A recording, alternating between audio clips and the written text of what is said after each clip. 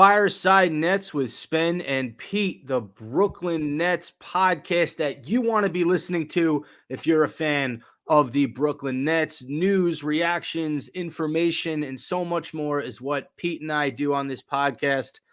Pete, I wanted to clarify something before we get started, but before I do, how are you? I'm good. How was your Thanksgiving, sir? Oh, dude, I ate turkey, I ate stuffing, I ate cornbread, I drank expensive red wine. hmm Pretty much your standard Thanksgiving. How about you? I eat a lot of stuffing. I'm a stuffing guy. Uh, I try to touch a couple things here and there. You don't want to fill up on too much turkey or too much of this. And, I play it easy, picking little things here and there, but stuffing's my main thing. Yeah, I think I did the perfect plate in terms of I didn't take Mm. anything too much.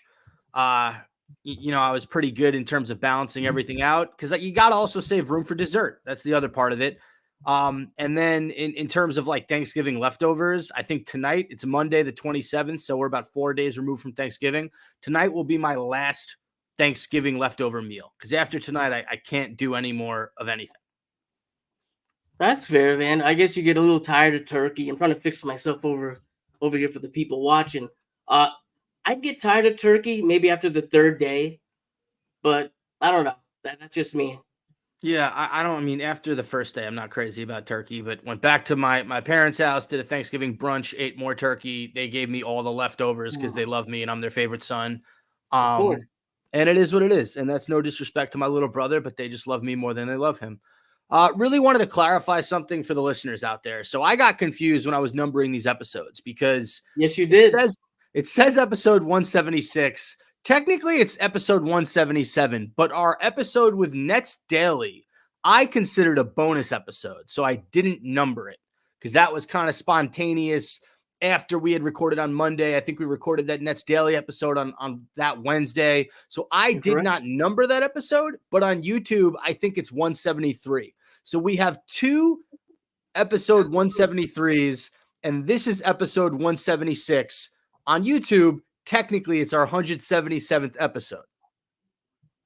Listen, whatever you want, bro. You're the boss. It sounds good. I think the fans just want to hear about Nets and less numbering of episodes. They gotta hear about the numbering of episodes before we can get Very into important, actually. any Nets. It's very important. If you're a fan of Fireside, you're listening, you're freaking out. Is it 176, 177? It's episode 176. Now let's get into these Brooklyn Nets, Pete. 2-1 on the week. Have a little back-to-back action where we came up with two victories, which was awesome. Let's get into the game from yesterday. Nets 118, Chicago 109. Pete, this was one of the craziest sort of turnaround games that I think we've experienced as Nets fans in a while. We were down as much as 21 points in that first quarter. We were outscored. Here, I have the number right here. We were outscored in that first quarter 36 to 36 to 19. 19. That was it. And Uh, a lot of Nets fans, including myself, were just disgusted with the level of effort. But in that second quarter, something happened, and we outscored Chicago 44 to 19 in the second, 33 to 28 in the third. We couldn't miss from three. You're gonna get into statistics from individual guys in a second, but 25 of 53 from beyond the arc. That is insane. Chicago just had no answer for everybody on the Nets. Just started pouring in threes. Pete, I want you to read me some stats, but before you do, what was your overall takeaway from the Nets just going bonkers from beyond the arc and completely turning this game around? uh, it kind of reminds me of the Sacramento game. And you have these teams that kind of feel like special. I'm not saying the Nets are going to win a championship, but when a team has this kind of camaraderie, you get games like this. And not to mention the Bulls are a hot mess. If you watch the first quarter, you saw the Bulls hitting 8 of 12 from three. The game, I think they started the game on a 30 to 9 run. You check the scoreboard without checking what am I saying? Checking the stats without checking the scoreboard. You see DeRozan put up 27, Kobe Wright put up 23, Zach LaVine put up 20, Patrick Williams 20. You're like, the Nets probably got crushed, right? It just I enjoy games like this. That this is what kind of draws us back in as Net fans. that we kind of see the potential in this team. Yes, the Bulls suck, but I don't care. I really don't care. Fuck everybody. What was cool about this game, right? And I think in the Sacramento game you're referring to, that comeback happened in the second half. And normally when you come back in a game, you don't come back after the first quarter. This game was a completely different game from quarter one to quarters 2 through 4. And it just showed you the difference in terms of who the Brooklyn Nets are and who the Chicago Bulls are. Pete, the Chicago Bulls are 5-13. But I'll tell you this, they might have, a better starting five on paper than the Nets, right? With Levine, DeRozan, Patrick Williams, Vucevic, and Kobe White. That might be a better five than Dinwiddie, Bridges, Cam Johnson, Royce O'Neal, DFS. A little bit more top heavy. I think Kobe White is probably the weakest name in that starting five. But there's a difference because the Nets have chemistry. We have an actual bench. We have guys that play hard, that play focused, and don't give up. And that was a huge thing I noticed in this game, just the resiliency and the fight, to immediately erase that 36-19 point deficit after one. Not a lot of teams can do that as quickly as the Nets did, and it was phenomenal. So I want to get into some of these statistics because just almost everybody who played, with the exception of Armani Brooks, who saw 4 minutes, played really well for this Brooklyn team. And that was 8 guys. So talk to me about some statistics from some Nets that, were call-out worthy. Dinwiddie, 24 points, 7 assists. O'Neal put up 20 points, 9 rebounds, 7 of 11. But the guys that I really want to talk about, second quarter, Lonnie Walker hit 4 threes. Royce hits 4 threes. And the Nets completely clamped the Bulls to guess how many shots the Bulls made in the second quarter. If you took a guess, you might have the box score in front of you, so don't cheat. I don't have this information in front of me. I'm going to guess they made 7 shots in the second quarter.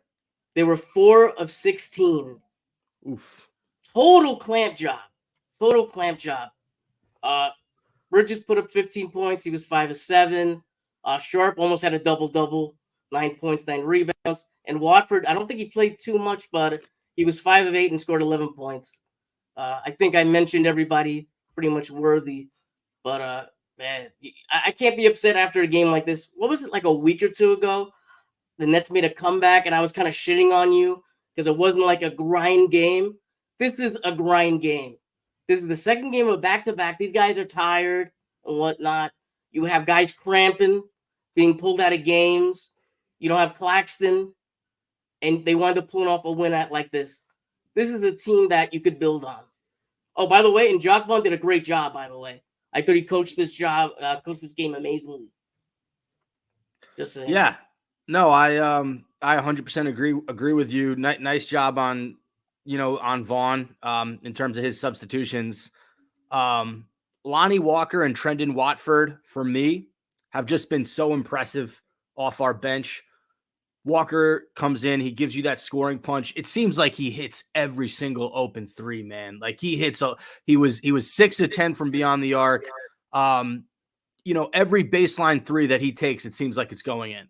So love his effort. And then Trendon Watford, I mean, every time this guy plays, he gives the Nets efficient minutes. 11 points in 17 minutes, 5 of 8 from the field. He's able to handle the rock. He's another ball handler. He attacks the rim, I think, more efficiently than almost any other net does. He's able to sort of use his body as a shield between the defender and the ball, and just the angles he gets to, the touch he has around the rim, the floaters.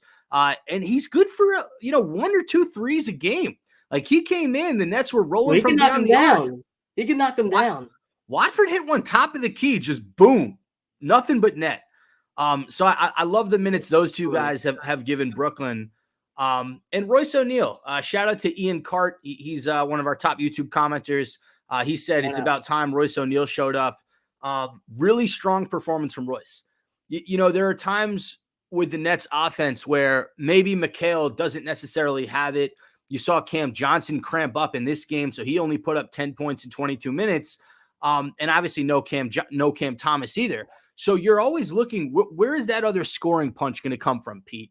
Dinwiddie has proven in the last few games he can be that guy. You mentioned 24 points from Dinwiddie. He was phenomenal in terms of just knowing when his moments were to take over. He had Vucevic on him a number of times. Okay, take Vucevic to the hole, get the foul call. He was great tonight. But Royce O'Neal is a guy who he can help on offense. Him and Dorian Finney-Smith, when we don't have creators like Ben Simmons and scorers like Cam Thomas, you need those guys to step up. 20 points for Royce O'Neal, 6 of 10 from 3, almost in 9 rebounds, almost a double-double for him. When he's hitting his threes, this Nets team is a completely different squad. Dorian Finney-Smith only had 9. He was 3 of 10 from the field, 3 of 7 from 3, but it felt like those 3 3-pointers DFS made were just huge momentum shots as well. So it helps when your role guys are hitting shots at home, especially when a guy like Cam Johnson goes out. Nick Claxton for this game. He was unavailable, dealing with a bit of an ankle. So just, overall great team effort. And Chicago is just, they're falling apart at the seams. So this was the second half of a back-to-back. And listen, the Nets lose this game, you can use that excuse. But the fact that they won, the fact that they were able to get 2 this weekend, especially after losing that heartbreak game to Atlanta that we're about to get to, that really spoke volumes about this unit and about the preparation, that Vaughn has them go through. Absolutely. And I don't know if you were paying attention to this, but they actually set a franchise record for threes in a quarter. In that second quarter, they hit 11 threes. I don't know if you care about that. I kind of like stuff like that every once in a while. They hit 25 threes this game. And back to that Sacramento game that we were talking about before, that was 27. So this was the second highest three-pointer, why would you call it, game high in the franchise history? Yeah, game high. I think that they hit 16 first half threes, and that might have been a franchise high too. I believe so. At least that's what I read. I mean, look, everyone was knocking him down, right? I think the only 2 guys to not hit a three-pointer who were on the court were Day'Ron Sharpe and Armani Brooks. And they both took 2 threes. So, you look at the shot discrepancy, like 32 3-pointers from Chicago. They were 12 of 32. Brooklyn was 25 of 53. Even if Chicago and Chicago shot a little bit, I'm sorry, no, they didn't. They shot 48% from the field. We shot 49%. But even if Chicago shot 54% from the field, we still probably beat them because they just don't get up as many threes as we do. Oh, yeah. And they shot 2 of 12 from 3 in the fourth quarter. So whatever JV did, he worked some magic there because that shit was great. They go from 8 of 12 in the first quarter, 2 of 12 fourth. That's it. It was wrapped it up nice and clean. Patrick Williams in that first quarter, he looked unstoppable. He was hitting everything. DeRozan was hitting some threes. You never see him show just that first quarter, totally different ball game than the next 3 quarters. Pete, looking at the Chicago roster, is there anybody that you would be highly interested in for the right Alex price? Who? Alex Caruso, for sure. Yeah. Okay. I'm a big Alex Caruso guy. I like. Should I say something else? No. Williams, right? I guess that would. I think that would be the obvious choice. But you like Caruso. You're allowed to like Caruso. I wasn't shitting on your like a Caruso. I'm wondering that face. No, I'm thinking my mind starts to turn. What would you give up for him?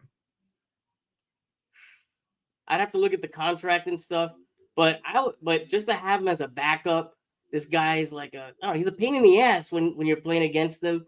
And those are usually the type of players that suit very well in these defensive-oriented teams, or if you want to kind of build up your defense. He could hit a 3. He would be a backup for us. I wouldn't want him to start, obviously, but I don't know the contract, and I think he's hurt. Might be hurt now, so I might throw your idea to Shams. I would love Patrick Williams. You said it. I think he'd be so perfect. I think he'd be perfect. I think he's where we want to see Clowney in a few years in terms of what he did against the Nets. Like a stretch 4, I've been craving a 4 that can hit threes and is athletic as Patrick Williams. And I believe it's a contract year. What's up? It's a contract year for Patrick Williams because he came into the season wanting Ooh. some crazy numbers, and he has not lived up to par. What's he at? What exactly is he asking for? That He would be wanted like, interesting. He's still young. bro, he wanted like 200 million for a certain amount of, it was a crazy ask, and he's like not even a top 3, top 4 player on that team right now. So He's 22 years old. Jesus he's young. Christ. Listen, the Nets do great with prove it young guys, right? So bring them over here. Anything else on the Chicago game before we move on? I'm good. Let's go. All right, so we're going to go all the way back to the Hawks-Nets game. This was extremely painful for Nets fans. 147, 145. The Nets lose in overtime to the Hawks. Heavyweight battle between Mikal Bridges and Trae Young. Young had the last laugh. Give me some individual stats from this game, Pete, that stuck out to you.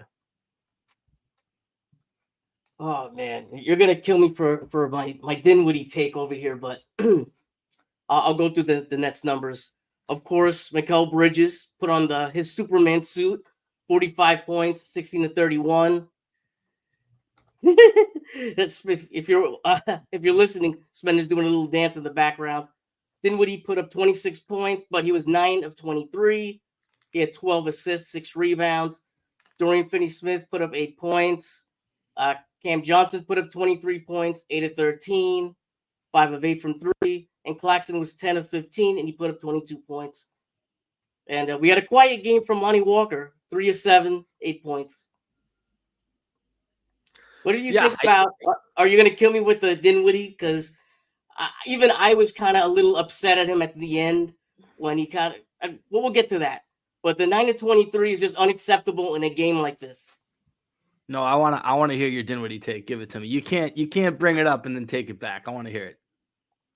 Just he had that foul that let them take the lead or tie the game. I forgot who did he foul even? Do you remember? Was it Young? Because Trae Young went 1 of 2 from the line. It was definitely Trae Young. You're 100% right. You can't do that in a situation that you're up by 2 or up by 3. I forgot what it was. Whatever. I think they're up by 2. You cannot foul this guy. Luckily, you know what I mean? Like they were still able to make it to go to overtime, but they were about to seal a win. And you took a win. Imagine if they would have gotten that win. We would have had 3 in a row. The Nets were up 1. So if Young hit both, the game would have been over. He missed the first one, made the second one. I feel like he missed a couple free throws. You know what sucks? This game was like a week ago. So it's like I'm having trouble remembering everything. He was 11 to 13 from the line, Trae Young. 43 points, 9 assists, just dagger after dagger in overtime. Look, I'll say this. The Hawks are on a very, very similar level as the Nets, right? I think they won this game. They were 7-7. We went to 6-8. They have a lot of young pieces on this Hawks team. Like Jalen Johnson, really nice player. Didn't do much in this game. But the backcourt of Young and DeJounte Murray, they combined for 63 points. Sadiq Bey and Okongwu came off the bench. They both had 12. Bogdanovic had 14. So a little bit more balanced for Atlanta in this game. But it came down to a few plays, Pete. This was a close game. Defense was optional for both teams. Trae Young outdueled Mikal Bridges. That's really what it came down to. Bridges had a chance to win it at the buzzer. He missed the shot. Then it was there was the possession in overtime where we were trading baskets and Bridges was hitting shots. Trae Young was hitting shots. And then Bridges had the layup that was blocked by, I believe, Okongwu. And for me, you got to have better awareness down the stretch. It was one of those plays by Atlanta where whoever was, I forget who it was, they sort of let Bridges slip because they knew there was help. And for Bridges to just lay it up like that, no one's going to give you that in crunch time. That play bothered me. I would have drew something up for him to get mid-range, at least stop at the mid-range or try to hit a 3. Going to the rim, unless you're going to draw contact, you're not going to get a layup like that in crunch time. I don't care who you're playing. And then what bothered me was, less than 3 seconds left, the Nets get the ball side out. Lonnie Walker doesn't even get a shot off. That was very disappointing. That's tough. I don't care if you miss it. Do you want Lonnie taking that shot? At this point, no.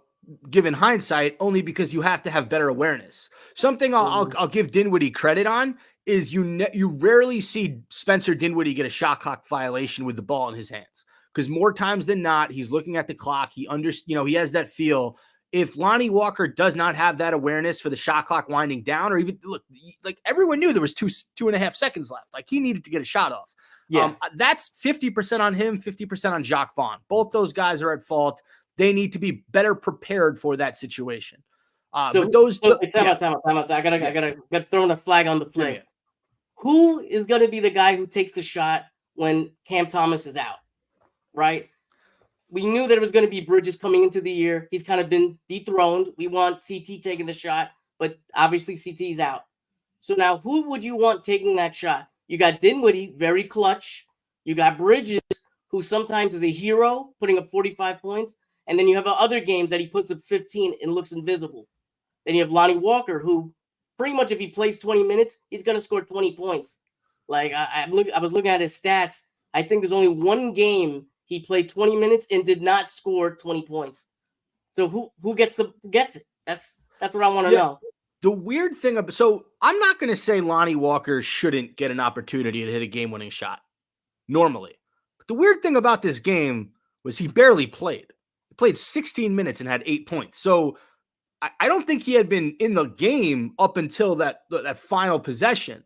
To throw him in there cold and to be like, hey, you might get an opportunity, I found that a little weird. Very rarely does that happen where a guy who hasn't been playing gets in and hits a big shot. Yeah, talking about that, he played 5 minutes 50 seconds before overtime. So he's pretty cold. Pretty cold. What is that? That's pretty wild. For me, I'll say this. With no Cam Thomas, Mikal has to be the guy at least who gets an opportunity. And he had an opportunity at the end of that fourth. He had a shot. It didn't go down. Spencer Dinwiddie, I think, has more history hitting those big shots than anyone else on this team. Absolutely. Him and maybe Royce O'Neal is the only other guy I can think of. Royce is very clutch. Royce is clutch. Very clutch. So I have no problem with Dinwiddie shooting it. I have no problem with Mikal shooting it. I think at some point Mikal's going to have his moments as a Brooklyn Net where he hits those clutch shots. It hasn't happened yet, but I think that, the more times you put him in that position, the more times he's going to eventually hit that shot. By the way, I would have him taking the shot for, just saying my part. Wait, you talking about Mikal or Dinwiddie? What'd you say? Him or Dinwiddie, you said? Yeah, who'd you say? You're talking about you want Mikal taking the shot. I want Bridges taking the shot. Because this is how guys learn, you know what I mean? Like maybe there was a Paul George type situation that he misses a couple game-winning shots and then he gets in his head. But you want to get the player better. Even if he misses, today, tomorrow, we know he'll be a better player for it, right? And I don't want to get the politics involved, Pete, because like you and I Everything's politics. But you're right. And when Spencer Dinwiddie talks about the Nets in the future, he talks about Mikal Bridges, Cam Johnson, Nick Claxton, Cam Thomas. That's the future. He never really inputs himself in there. So if you're Sean Marks and Jacques Vaughn and you're thinking about the long game, you don't really know if Dinwiddie's going to be here in the next few years. You know that Bridges will most likely be here in the next few years. So if you're grooming this guy to be, the franchise player, he almost has to take those shots. It almost doesn't make sense logistically for Dinwiddie to take those shots if he's not going to be here next year. See, this is the issue that I have with Sean Marks, JV, and the Nets in general is we don't know where we're going. If you want to win the game today, maybe you want Dinwiddie taking the shot, right? He's probably, like you said before, he's probably one of the most clutch, has the most history with this. But realistically, I want my team to win in the future because they may not win this year. So how do I get my team better? By letting Bridges take the shot. It's kind of like the Giants. They played the Patriots, football Giants, NFL. They played the Patriots this past week. I wanted them to lose so badly so they can get a new quarterback. They win. So what happens? You win today, and it hurts you tomorrow. And that's kind of the situation. Are we winning now or tomorrow? Like, let's decide a path here. Yeah, the thing I'll say about Mikal Bridges is I love the fact that his mentality it never wavers. Like he No, knows who he is, he knows what he's capable of. He doesn't get down on himself. So that part of it, I'm not worried about his mental because he's shown that despite his early season struggles, he's mentally strong. Um, but yeah, this was a game that I mean, if you take this game against Atlanta, you win, the two games over the weekend, you're 9-7 heading into that Toronto Raptors tournament game on Tuesday night. It just sounds a little bit better than 8-8. But absolutely. no, would you be You're 9-6 or 9-7. If not? you're 8 and You'd be 8, then nine you're and nine and seven. Yeah. seven. Yeah, you're right. The one guy on Atlanta that I would just love to eventually have is Bogdanovich. Like he was a plus 17 in this game, and he was 5 of 15 from the field with 14 points. But he's a plus 17 because the pressure that he puts on defenses, man, like he is just he's a hooper. I love Bogdanovich. I would absolutely love He's him. very good. Nice player. Anything else on this Atlanta game other than the fact that it absolutely ruined my night? I think on Wednesday? Yeah, Wednesday. Yeah, that sucked. But let's go on. Let's go. All right. We had the Heat game on Saturday. This was essentially the Brooklyn Nets versus the Miami Heat B team. Won this game 112-97. No Jimmy Butler, no Bam Adebayo, no Duncan Robinson, no Tyler Hero for Miami. Their starting five was Kyle Lowry, Jaime Jaquez Jr., Haywood Highsmith, Thomas Bryant, and Josh Richardson. So not a great starting five, but we did handle our business. Hit me with some stats from this game, please. Caleb Martin put up 22 points off the bench. He was 9-18. Jamie Jaquez Jr., hopefully I said his name right, 8 of 15. He put up 18 points. Nice player. Really, I like him. I wasn't too hot on him after the draft, but he's growing on me. He's definitely growing on me. He's kind of a better version of Trendon Watford. In a way, I guess you could say right? that. Similar. In a way. Similar. I digress. Go on. Like I said, I wasn't hot on him, but either way. You had Bridges shooting 8 of 19. He put up 24 points. Cam Johnson put up 19 points, 8 of 13. Dorian Finney-Smith, 16 points. Dinwiddie, 14 points. Claxton, 13 points. All the starters were in double-digit scoring. And I have it over here. I believe the Nets starting five were 9 of 23 from 3, 69%. When you got a game like this, I love it. We're just coasting. Yeah, here's what you need to know about this game. We beat Miami in every single quarter. So if that happens, even in the fourth quarter, we outscored them by 1. So if that happens, more times than not, Pete, you're going to win the basketball game. It was nice to see. Did you see like how many points that Miami actually scored? 22 points in the first, 23 points in the third, 21 points in the fourth. If you hold a team under 24 points for 3 quarters, you're going to be in a nice spot. But I don't know. Can you celebrate something like this because it's kind of the B team? You don't celebrate, but I do think the fact that we coasted in this game allowed us to be a little bit more prepared for Chicago, right? Well, what were you saying? I'm sorry, I cut you off with that. No, you're good. You're good. I don't think I had a thought. Agreeing with you. Like I like a game like this. We don't get a lot of games like this as Nets fans. You know what? I'll say this, Pete, and I was thinking about this while I was watching this game, because what Brooklyn has done this season is we have handled who we've supposed to beat, take care of business against the shit teams. Exactly. That's not something we always did with the big three. We struggled against the bottom of the NBA for some reason with the big three. They would show up for huge games. I remember that big game against Philadelphia that they won. Not Philadelphia, Chicago. When the big three played against Chicago and Chicago was playing well and we were playing well and we absolutely destroyed them. That was one of the only games where KD, Harden, and Kyrie played together. But I think there was a big game against Philadelphia with the big two. I think we won when Harden was in. Yeah, that was Harden. Right? That was a game in Philadelphia. That was the first game after the trade. Bennett wasn't playing; he was on the bench, and they just creamed them. I think they won by like 20. Yeah, that was a great night. That was a great game. So there were games like that where the big three would show up and the big two would show up and we'd win. And then there were a lot of games against the bottom feeders of the NBA that we just would lose. And what I like about a game like this is, we handled our business. Everyone did their jobs. My point before, it was nice to see Mikal Bridges being the leading scorer back-to-back games. 45 in Atlanta, 24 against Miami. That was nice to see.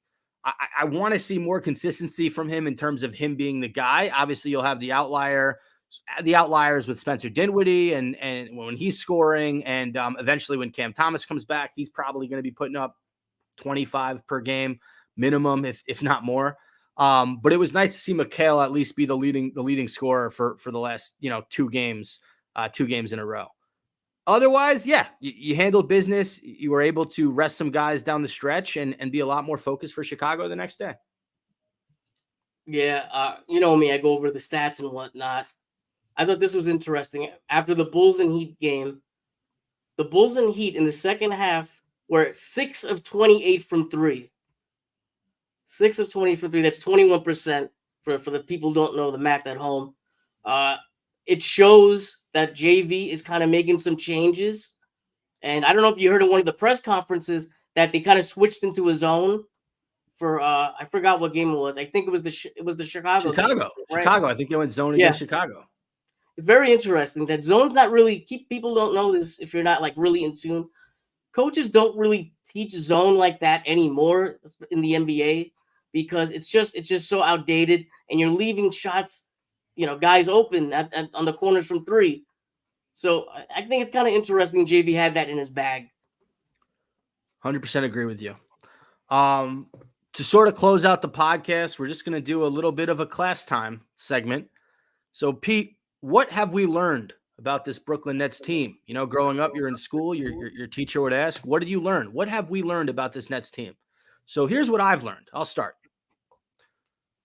Guys have continued to stay bought in no matter what.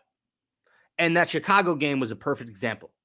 Down big in the first quarter, guys could have just gave up and phoned it in. They did not. For me, Dorian Finney-Smith and Royce O'Neal have been the best examples of that, right? Those guys, no matter what their roles have been, coming off the bench, starting, have just done their jobs. And, that's been extremely impressive to me. Ian Cart just commented, he wrote, you forgot to mention that the Chicago game was a back-to-back. Yes. The title of the episode is back-to-back, like we're Jordan 96-97. So definitely recognize that. Shout out Drake. Definitely recognize that, winning back-to-back games is impressive. But yeah, back to this. I've learned about this team. Guys are bought in, from DFS to Royce to Day'Ron Sharpe to Armani Brooks, all the way to the top to Mikal Bridges, Cam Johnson, even Lonnie Walker coming in off the bench.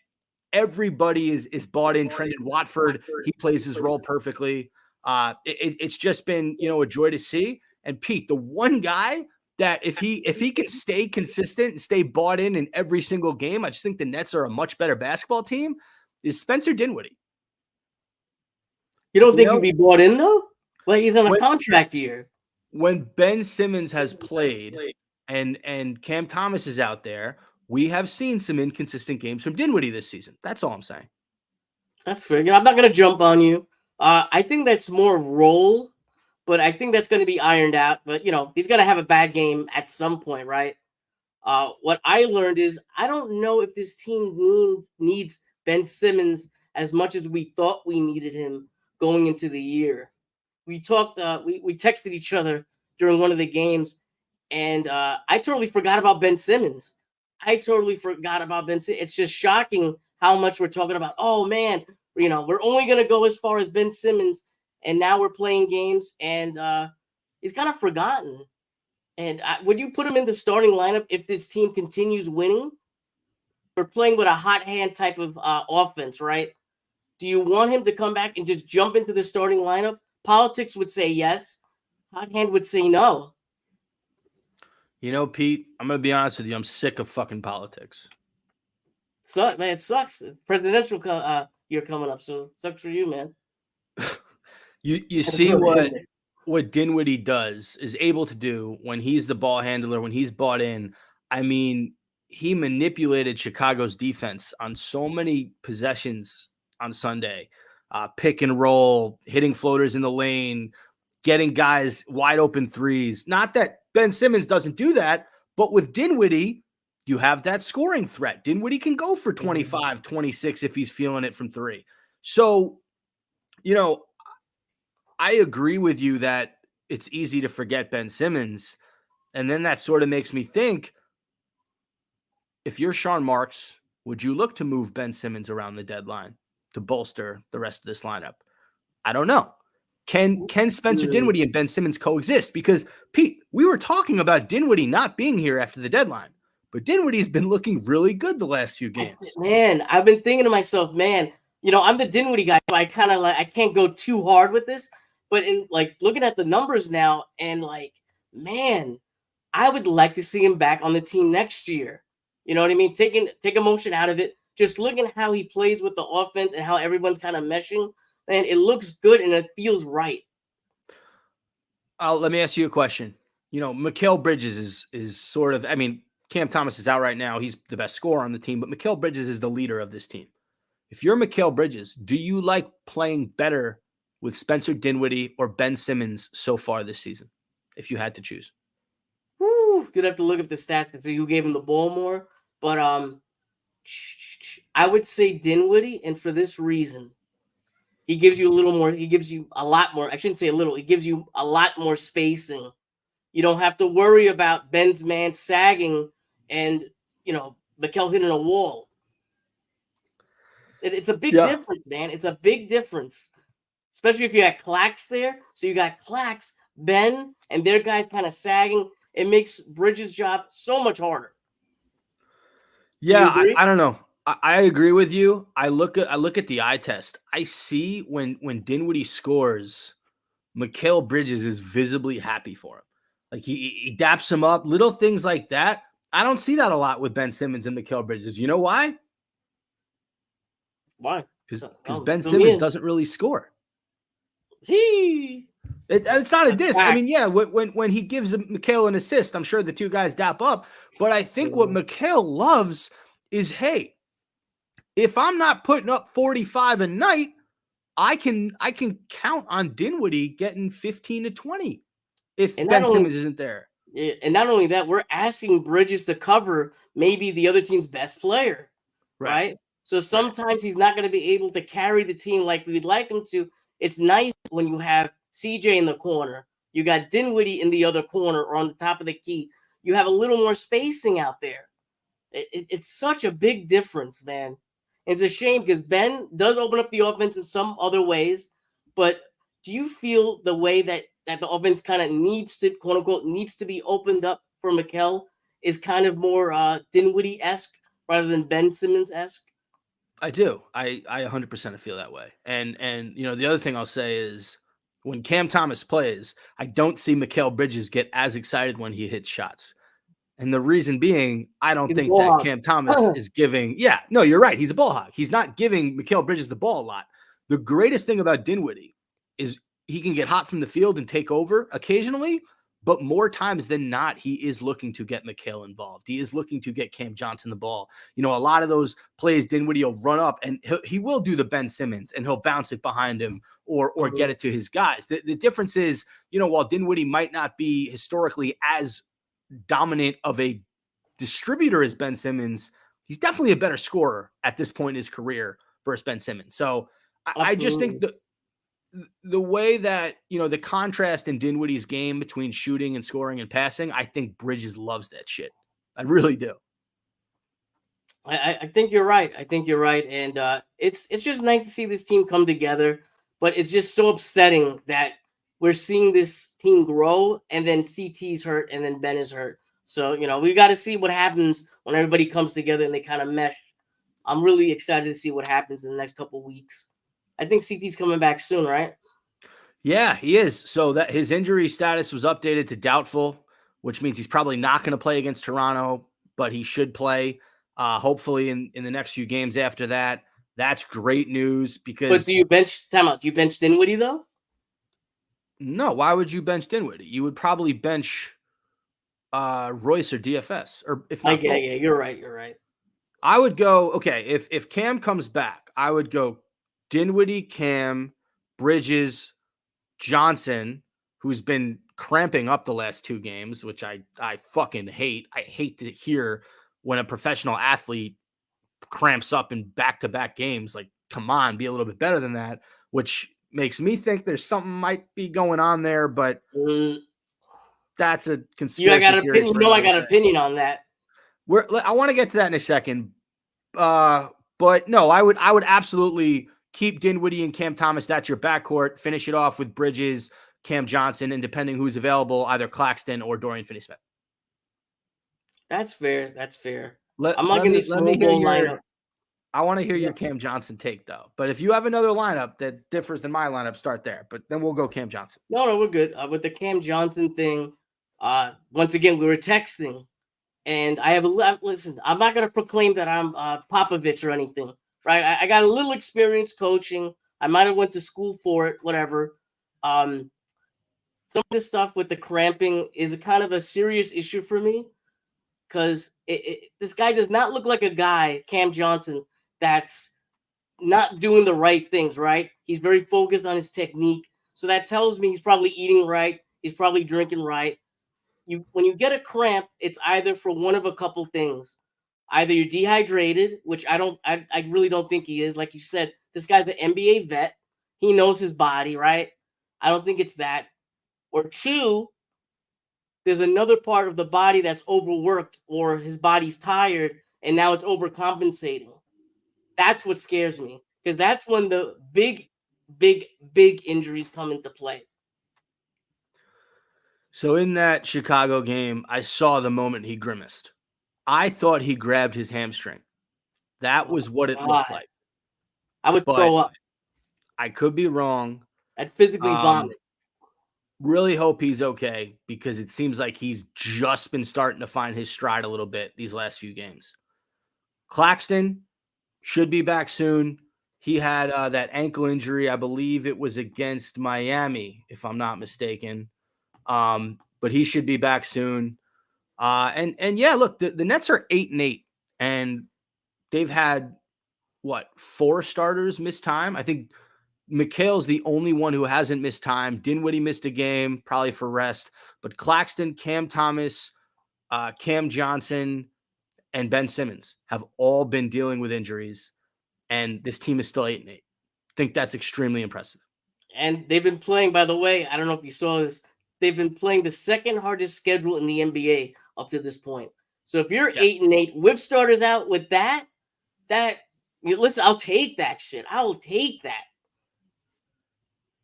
Pete will take that shit. You heard him. I will, yeah. You're expecting more. Would your starting 5 be any different from mine when Cam comes back? No, I think you nailed it. I think I would say about the same thing, if not exactly the same thing. I'm trying to think in other scenarios that I might change it up, but I probably keep it the same. I'll also tell you this. With Trendon Watford just coming in and really giving them productive minutes as that backup ball handler, and Lonnie Walker obviously is your first guy off the bench, and eventually Royce is going to have to come off the bench again too. I just don't see the minutes for Dennis Smith Jr. No, he's going to have to play better if he wants it. But then again, JV likes him a lot. I know, but he's going to take minutes away from Watford, and Watford is just better, man. He's just a better player than Dennis Smith Jr. You sound like a kid for Christmas, but he's better. It doesn't matter if he's better. It's who the coach likes. Yeah, I have no rebuttal. You just answered me. I apologize. I was a little rough. You put me in the corner, and I just need to go get my bottle and play with my toys because that was oof. That was a takedown. You just DDT'd me. It happens, bro. We gotta go. We all go through it. Damn, bro. And listen, the plus side to everything we've talked about, we talked about the Nets beating the teams that they're supposed to beat. They're 5-0 against teams under 500. They're 3-8 against teams over 500. That is, if they start to win games against some of these teams like Atlanta, right, where we're pretty leveled with Atlanta. Maybe the ball bounces differently in those games against Cleveland and Dallas and Milwaukee that were all close games. Mm-hmm. If you're the Nets and you start to win those games, you're going to start to generate some buzz around the East surrounding this Brooklyn team. And that's going to make you a little bit more active at the trade deadline to get better if you're Sean Marks. This kind of brings us back all the way, I don't know, 20 minutes ago. And I'm saying, what's the direction of this team? And I said it before, the trade deadline for this team is going to tell us everything, because we're going to know whether we're going to sell out or if we're going to actually go for it, which obviously doesn't seem like it right now, but I'm interested to see what he does, what Marks does. Pete, final question for you, and then the podcast is over. Mm-hmm. If you have to trade one player before the deadline, Ben Simmons or Spencer Dinwiddie? I would do Ben just to get rid of the contract. But I do have a golden nugget, by the way. My Pete's golden nugget of wisdom before we turn off the podcast. Okay, there's 3 Nets all time with 1,500 assists, 500 3-pointers. Can you name them?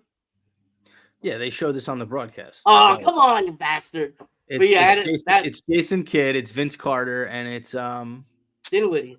It's Dinwiddie. Yeah, Dinwiddie's the third. I kind of thought that, like, I know I'm the Dinwiddie guy, but like I thought, damn, that's kind of sad. It's like guys don't really stay here too long, it seems.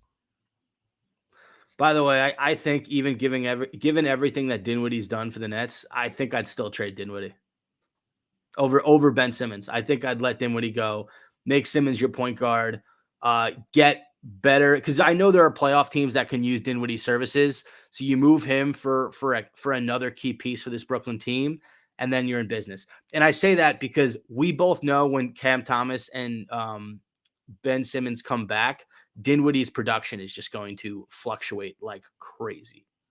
Yeah, you look at it one way. If you're going for Ben Simmons being traded, excuse me, you're trying to take the contract off, so then maybe you get somebody in free agency. I'm playing the long game. You're playing the short game. Maybe you get 2 first-rounders for Dinwiddie, and then you use that as part of a bigger deal. Or maybe you get a player that you might like, which is also good. Don't get me wrong.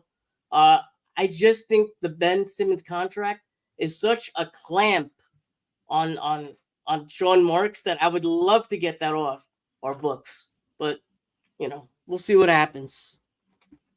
We will see what happens. All right. Thanks for everyone who listened. Shout out to Ian Cart, by the way. Had a lot of comments, and he said he was happy that we cleared up the issue with the episode numbers. So the fans do appreciate it. Thanks to everyone for listening to another edition of Fireside Nets with Spen and Pete. Pete, any final words for the listeners? Follow me at NetFansYouKnow, and check out the YouTube also at NetFansYouKnow if you don't know by now. And that's it, man. Happy Thanksgiving, happy holidays, and go Nets! Go. Catch you on the fireside.